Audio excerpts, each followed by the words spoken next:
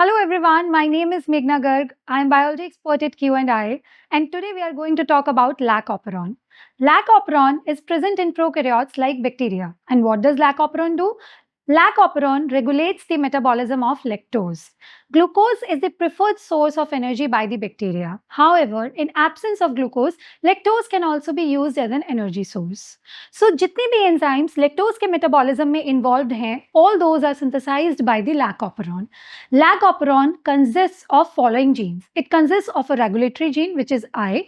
Then it also consists of a promoter, an operator, and three structural genes, which are gene for the beta galactosidase, that is Z gene. Then you have a Y gene, which synthesize permease enzyme, and then you have an A gene, which synthesize for the trans-acetylase.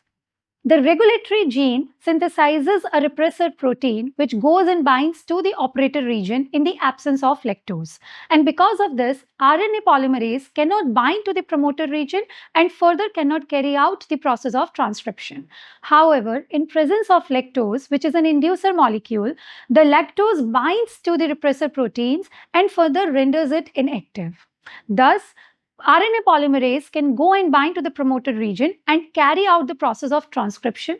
All the three structural genes would then be transcribed and further translated, and all the three enzymes would then be synthesized, which can be used for the metabolism of lactose.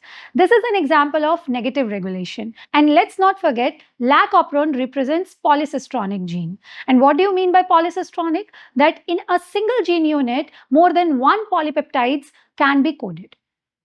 That's all you need to know about Lac Operon. Let me know in the comment section whether you have understood it or not. Thank you so much.